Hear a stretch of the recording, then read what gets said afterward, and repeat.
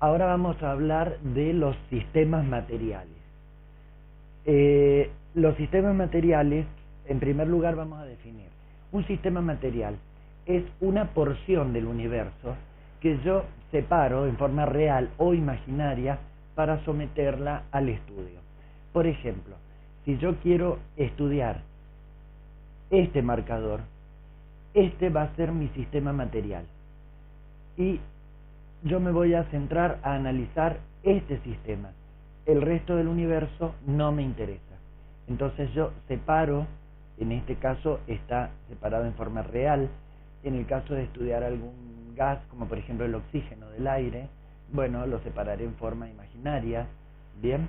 O en el caso de estudiar el vapor de agua, en el caso de una nube, bien. Los sistemas materiales se separan del resto del universo a través de un límite del sistema. Por ejemplo, si yo tengo este vasito de agua, que es lo que quiero analizar, este va a ser mi sistema material. Las paredes del recipiente son el límite del sistema, que es lo que me separa mi sistema, que es lo que yo quiero estudiar, del resto del universo. Eso sería un sistema material. Ahora, los sistemas materiales se clasifican en distintos tipos. La clasificación de los sistemas materiales es en sustancias puras y en mezclas. Entonces, vamos a ver qué es una sustancia pura. Una sustancia pura es la sustancia que no está mezclada con absolutamente nada. Por ejemplo, si yo digo que en este frasco tengo alcohol, el alcohol es una sustancia pura. Si yo a este alcohol le agrego agua, ya deja de ser una sustancia pura. Bien, porque ya tengo dos sustancias puras, agua y alcohol. Si yo quiero analizar lo que tengo en este salero, bueno, lo que está dentro, la sal, el cloruro de sodio, ese es una sustancia pura. Ahora, si la mezclamos con otras, con azúcar, por ejemplo, ya tenemos dos sustancias puras, que son el azúcar y la sal. Las sustancias puras se clasifican a su vez en sustancias puras simples, elementales o simplemente elementos químicos. Y son todos los que figuran en la tabla periódica. Y están caracterizados porque están formados por átomos de un mismo elemento. Lo que no quiere decir que tiene que haber un solo átomo. Porque, por ejemplo, si nosotros consideramos una barra de cobre, bien, la barra de cobre está formada por todos átomos de cobre, por lo tanto es una sustancia simple. Bien, entonces tenemos, por ejemplo, si hablamos de un átomo de oxígeno, hablamos, el símbolo del oxígeno es una O mayúscula. Ahora, si hablamos de una sustancia que es el oxígeno que respiramos, los átomos de oxígeno no pueden estar solos, siempre tienen que estar de a dos. Entonces, en la naturaleza, el aire que nosotros respiramos son dos átomos de oxígeno unidos entre sí. También tenemos otra sustancia que nos forma el oxígeno, que es oxígeno 3, es el ozono. Son tres átomos de oxígeno que están unidos, pero los tres átomos son del mismo elemento, son de oxígeno. Por lo tanto, es una sustancia simple. Seguimos hablando de una sustancia simple. Las sustancias simples o elementales tenemos, por ejemplo, el fósforo. El fósforo es tetraatómico. ¿Qué significa? Que el fósforo la molécula de fósforo está formada por 4 átomos de fósforo que están unidos entre sí. Pero los 4 átomos son del mismo elemento, por lo tanto, es una sustancia simple o elemental, o simplemente un elemento, el elemento fósforo. Tenemos otro ejemplo, por ejemplo, el azufre. El azufre se presenta octoatómico, significa que la molécula está formada por 8 átomos de azufre unidos entre sí. Bien, pero los 8 átomos son del mismo elemento, del elemento azufre. Por lo tanto, es una sustancia elemental o elemento químico. Tenemos también las sustancias puras compuestas o compuestos químicos.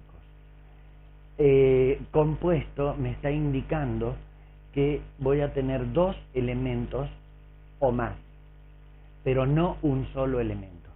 Entonces, por ejemplo, podemos considerar el caso de la molécula de agua. El agua está formado por el elemento hidrógeno y el elemento oxígeno, que son 2 elementos diferentes. Por lo tanto, es una sustancia compuesta o un compuesto químico. El mismo caso, por ejemplo, de la sal, que les mostraba recién el salero,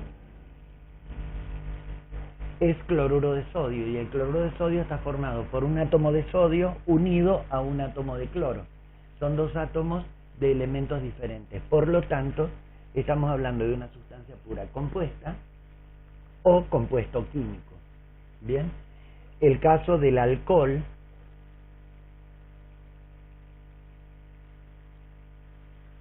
cuya fórmula es esa, está formado por 3 elementos: carbono, hidrógeno y oxígeno, unidos en cierta manera entre sí. Por lo tanto, al tener átomos de elementos diferentes, decimos que es una sustancia pura compuesta o compuesto químico.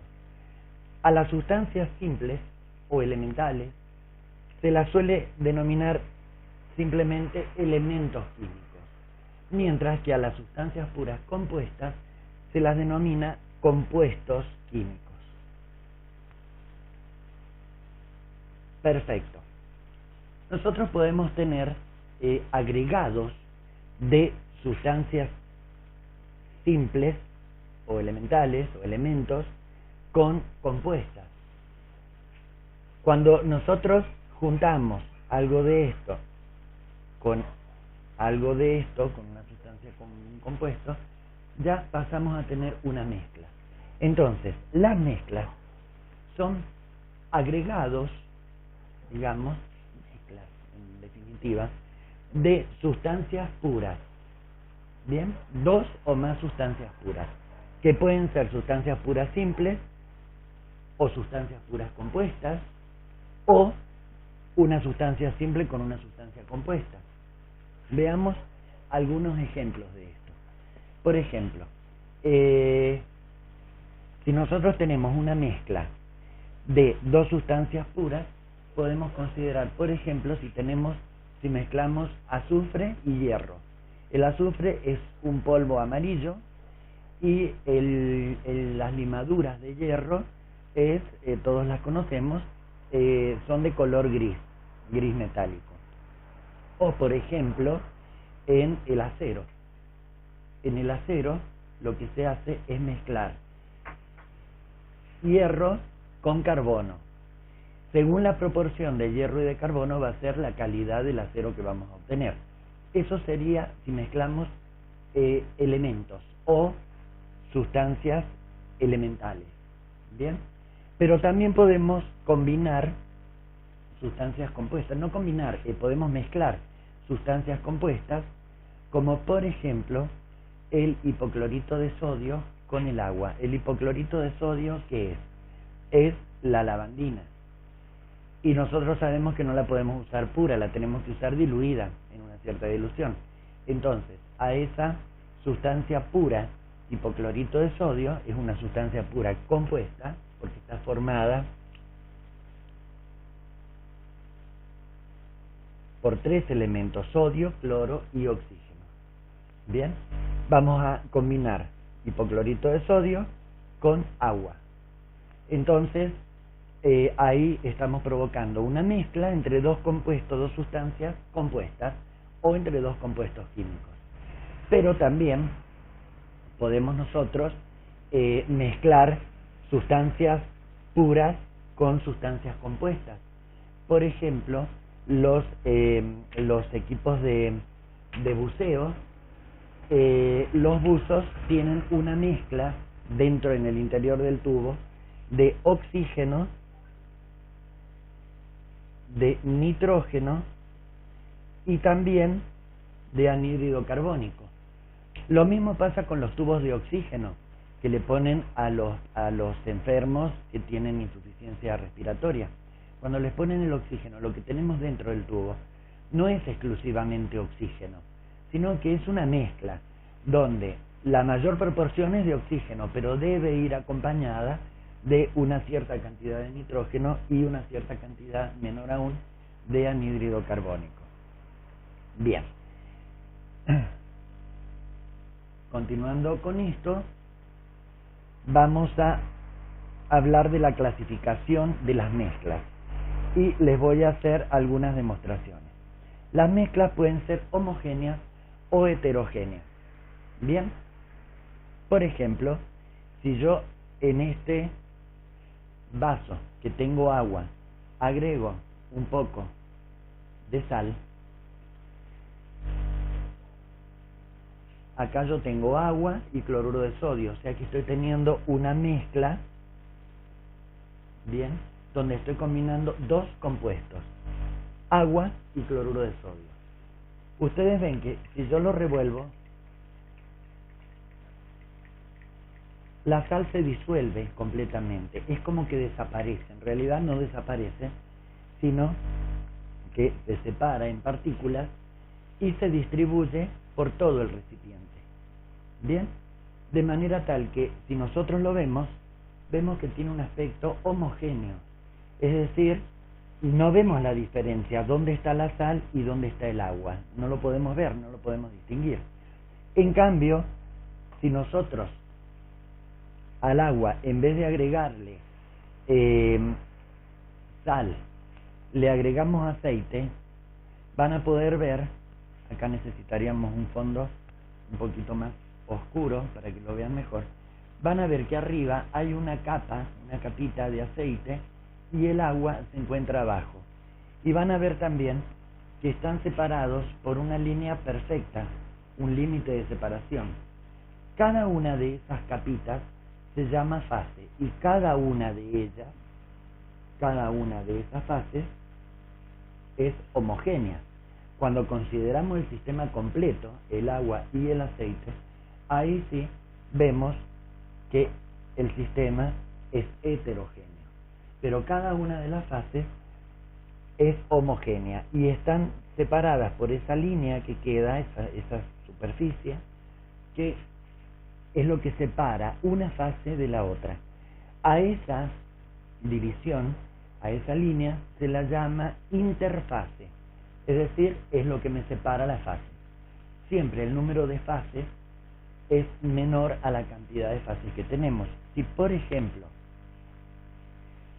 acá en este sistema, nosotros, ¿qué decimos? Que tenemos una sola fase. Por lo tanto, el sistema es homogéneo. Acá tenemos dos fases. ¿Por qué? Porque no se ve todo igual como en el agua con la sal disuelta. Acá se ve todo igual, no podemos distinguir dónde está la sal y dónde está el agua, pero acá perfectamente podemos distinguir que el aceite está arriba y el agua está abajo. Lo podemos distinguir a ojo desnudo, a simple vista. Entonces acá, ¿qué tenemos? Tenemos dos fases y tenemos dos componentes. Uno que es el aceite y el otro componente que es el agua. Dos fases y dos componentes. Pero también puedo agregarle este cuerpo que es una piedra. Entonces, si yo lo agrego acá, ¿qué tengo? Ahora tengo tres fases. Tres fases, que son una fase líquida que está formada por el aceite. La parte que corresponde al agua, que también es una fase líquida. Ya llevamos dos componentes, el aceite y el agua.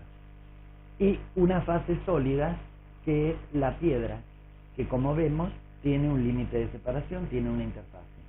¿Bien? Ahora bien, acá tengo tres fases. ¿Cuántas interfaces tengo? Uno, que es la que me separa el agua del aceite, y otra que es la que me separa la piedra del agua. ¿Bien? Entonces tengo tres fases y dos componentes. Siempre el número de interfaces es el número de componentes menos 1. Perfecto. Esto sería entonces la diferencia entre una mezcla o un sistema homogéneo y un sistema heterogéneo. Bueno, ahora vamos a ver, ahora ya sabemos reconocer qué es un sistema homogéneo y qué es un sistema heterogéneo. El sistema homogéneo, recuerden que homo quiere decir igual. Por lo tanto, un sistema homogéneo es aquel en el que no se observa diferencia en todo el sistema. No se observa nada, no se observan las partículas que están disueltas. Este era el vasito en el que teníamos agua con sal. Mientras que un sistema heterogéneo, recordemos que hetero quiere decir diferente. Un sistema heterogéneo es aquel en el que nosotros podemos observar cosas diferentes.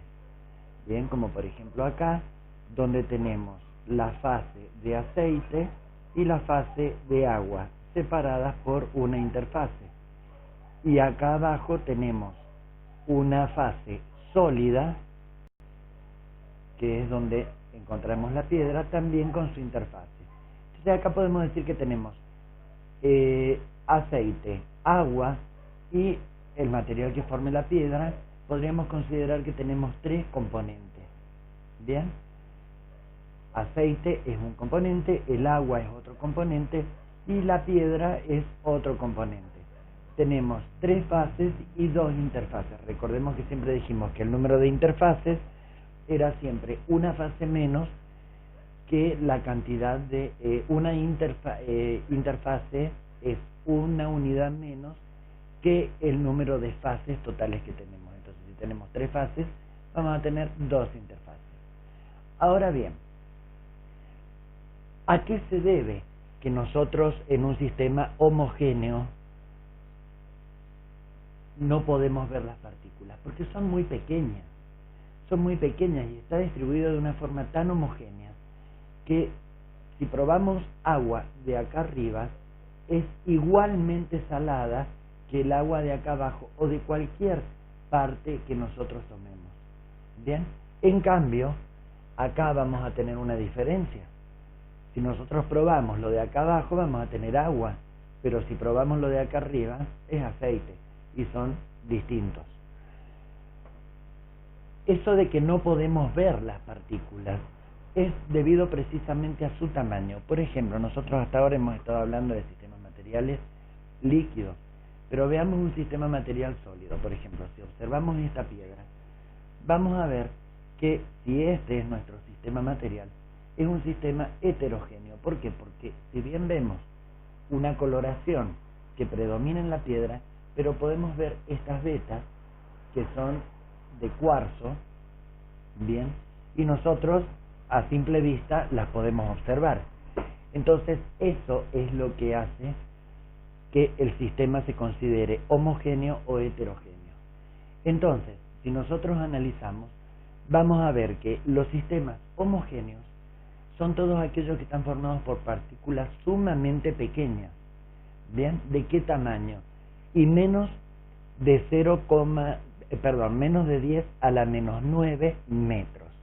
Si nosotros representamos en una escala desde el 0 y vamos aumentando el tamaño, bien, midiéndolo en metros, vamos a ver que cuando las partículas sean menores de 10 a la menos 9 metros, 10 a la menos 9 metros es lo que se denomina un nanómetro.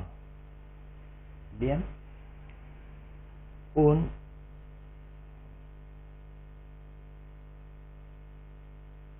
nanómetro. Si son menores de ese tamaño, nosotros no podemos ver las partículas porque nuestro ojo no nos lo permite. Por lo tanto, los sistemas o mezclas homogéneas van a ser todas las que estén formadas por partículas menores de 10 a la menos 9, es decir, todas las que vayan desde 0 hasta 10 a la menos 9 metros, que es lo mismo que un nanómetro.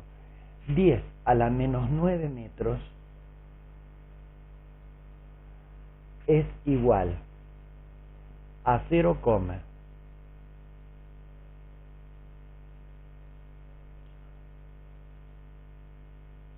para que se den una idea de lo pequeñas que son. Es 0,000000001 metro. Bien, es decir, que son partículas muy pequeñas. Los sistemas heterogéneos los podemos observar. ¿Por qué? Porque tienen un tamaño que ya nuestro ojo nos permite detectar. Y ese tamaño es de 10 a la menos 6 metros, que es lo que corresponde a un micrón o un micrómetro. Bien, que también, si bien es una unidad muy pequeña, pero ya podemos llegar a distinguirla dentro de un sistema material. Si son mayores de 10 a la menos 6 metros, entonces decimos que el sistema es heterogéneo. Recordemos, homo quiere decir igual, hetero quiere decir diferente. Ahora bien, también tenemos partículas que varían entre este tamaño, que son mayores a 10 a la menos 9 y menores a 10 a la menos 6. Estas partículas, esos tamaños de partículas, son las que nos forman los sistemas coloidales. Si nosotros observamos un sistema coloidal, por ejemplo, esto es un sistema coloidal. Esto es una copa donde hemos colocado agua y le hemos agregado 3 gotitas de leche. Es un sistema que si nosotros lo observamos, vamos a ver que se presenta homogéneo. No podemos ver las partículas que lo forman, pero tampoco podemos observarlas en el ejemplo, en el caso en el que teníamos agua con sal. En esta copa tenemos agua con sal. Bien. Ahora bien, ¿qué ejemplos podemos tener de esto? Dijimos, para el caso de un sistema homogéneo, el agua con sal.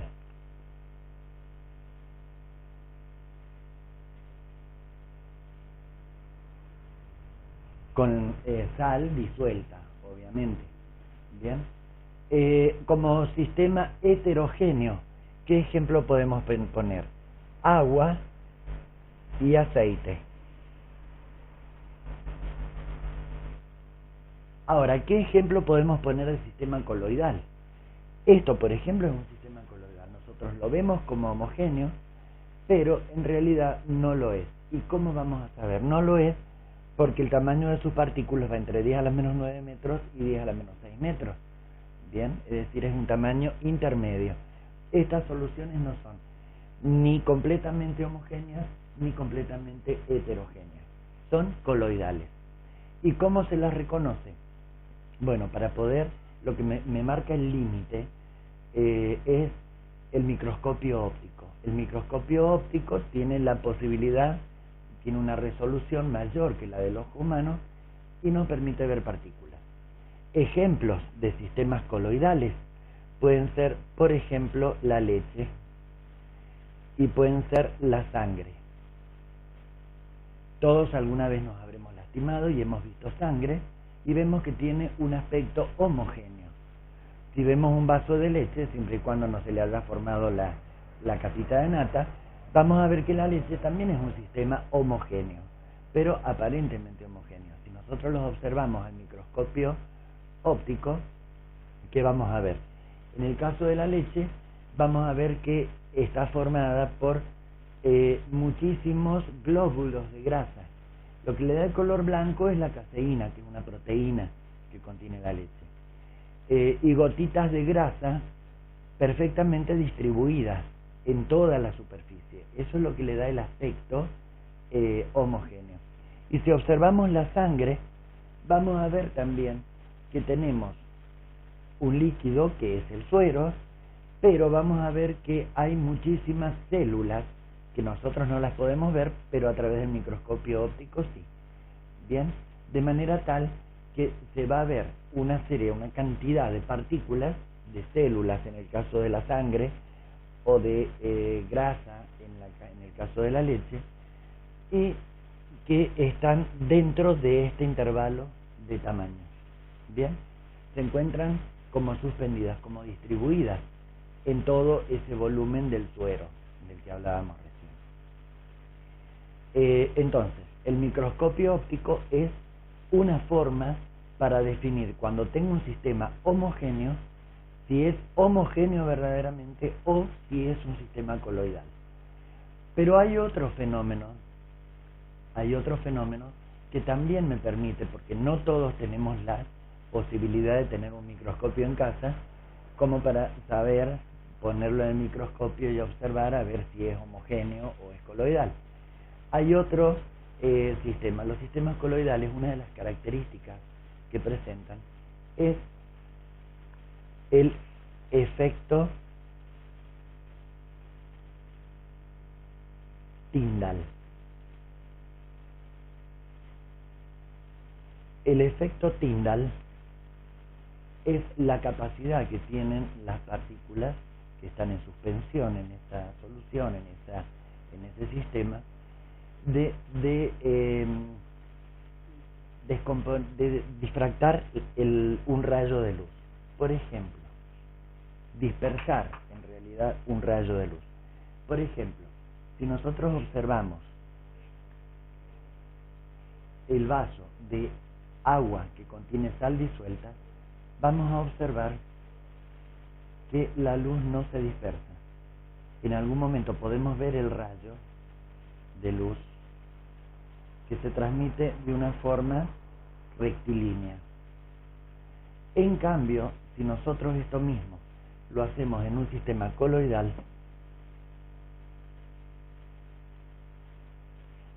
un sistema coloidal sí tiene la posibilidad de, no sé si se alcanza a notar allí, me parece que tenemos mucha luz. Fíjense cómo la luz se dispersa, cosa que no pasa en la otra solución. Acá el haz de luz atraviesa perfectamente y la luz no se dispersa, mientras que en un sistema coloidal la luz sí sufre una dispersión. Si nosotros colocamos las copitas una al lado de la otra para poder verlo mejor, ¿qué vamos a observar? Atravesamos, el haz de luz va a atravesar las dos copas. Fíjense que en este caso, que es un sistema homogéneo, la luz no se dispersa. En cambio, en este otro, vemos que la dispersión de luz es evidente. Esta dispersión de luz, este efecto Tyndall, nosotros podemos observarlo, por ejemplo, en una habitación, cuando entra un haz de luz por la ventana y nosotros sacudimos, pasamos un plumero, vamos a ver partículas que están flotando en el aire. ¿Bien? Eso sería un ejemplo de efecto Tyndall. Y el efecto Tyndall podemos observarlo también cuando hay neblina y nosotros vemos cómo se dispersa la luz de los faros del vehículo, del auto. ¿Bien? Efecto que una noche que no haya neblina no se va a producir el efecto Tyndall. ¿Y a qué se debe el efecto Tyndall? Justamente al tamaño que está dentro de este rango de las partículas de vapor de agua que se encuentran en suspensión.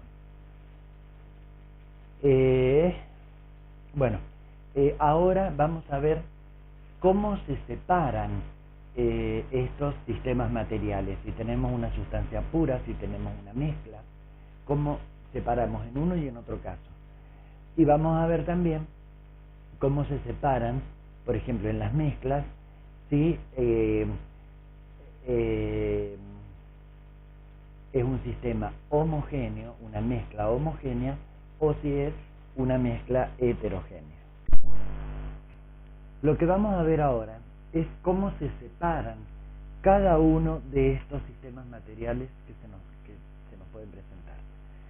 Por ejemplo, para sabemos que los sistemas materiales pueden ser sustancias puras o mezclas.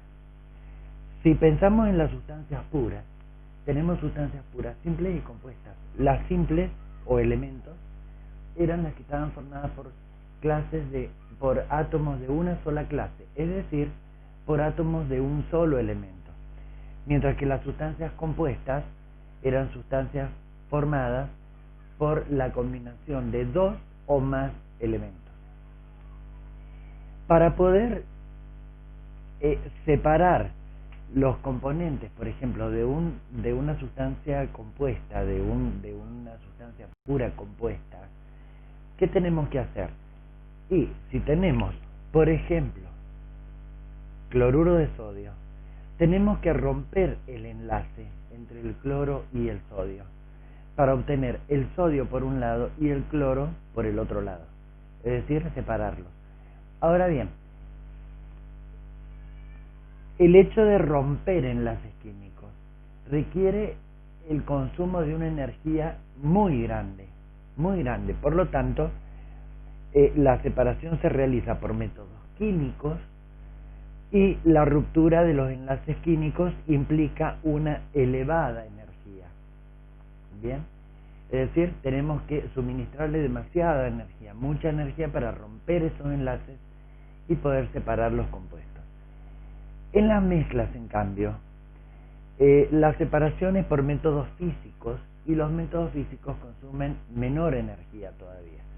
Veamos cuáles serían el caso. Por ejemplo, si tenemos sistemas homogéneos, los sistemas homogéneos se separan por lo que se llama métodos de fraccionamiento. Es decir, se fraccionan los componentes que hay en esta mezcla. Un ejemplo puede ser, por ejemplo, como ejemplos tenemos la cristalización y la destilación. La destilación a su vez puede ser simple o puede ser fraccionada. ¿En qué consiste la cristalización? Si yo tengo, por ejemplo, la mezcla de agua con sal disuelta, nosotros podemos evaporar el agua, simplemente. El agua se evapora y en el recipiente me va a quedar el cloruro de sodio, es decir, la sal. Para lo cual el agua del estado líquido tuvo que pasar al estado vapor. Eso sería la cristalización.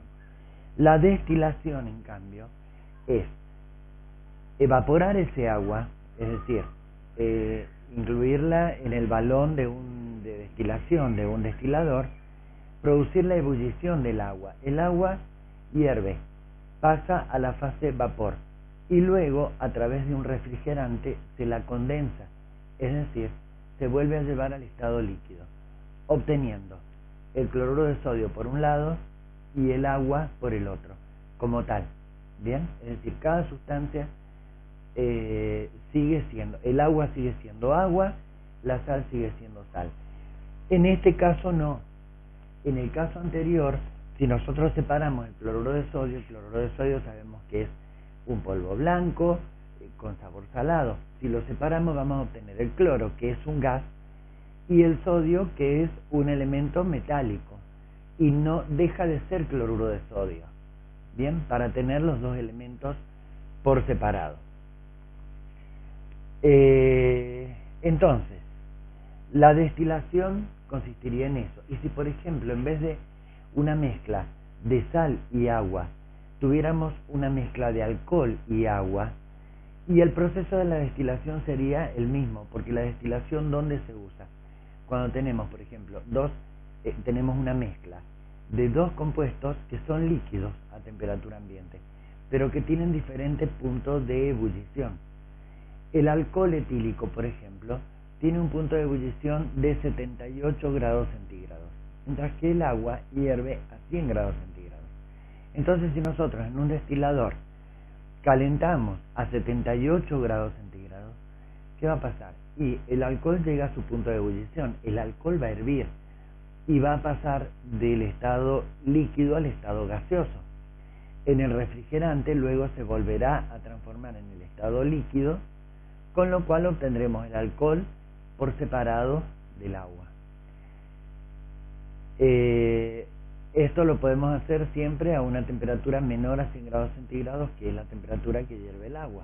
y como el punto de ebullición del alcohol es de, como dijimos, 78 grados, entonces calentamos hasta 78 grados. Una vez que todo el alcohol se ha separado de la mezcla, bárbaro, nos va a quedar el agua en el balón de destilación y el alcohol va a haber pasado a través del refrigerante y vamos a haberlo obtenido como líquido nuevamente en otro recipiente. Es decir, logramos separar esa muestra, esa mezcla.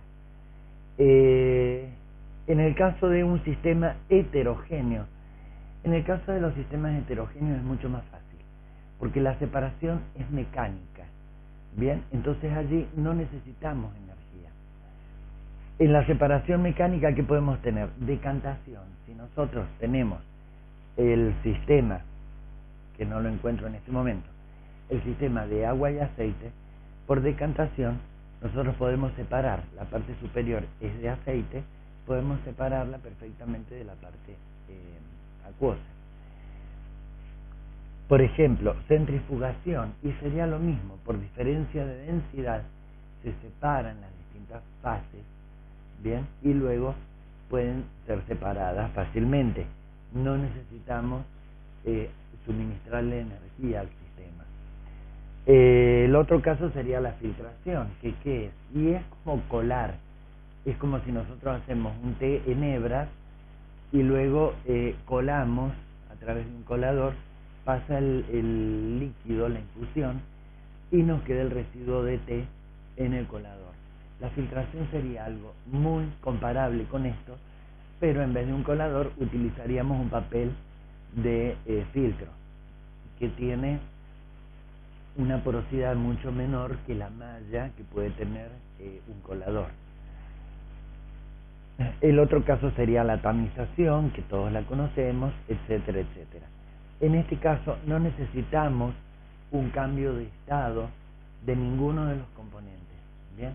Es decir, se van a separar como tal. Bien. En el caso, volviendo por ejemplo a las sustancias puras, me estaba olvidando de darles un ejemplo.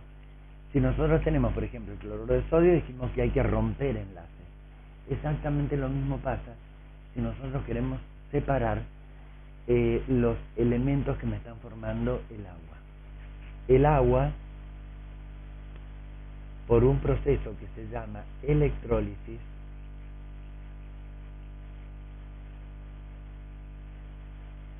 cuyo nombre viene de electro, electricidad, y lisis, ruptura.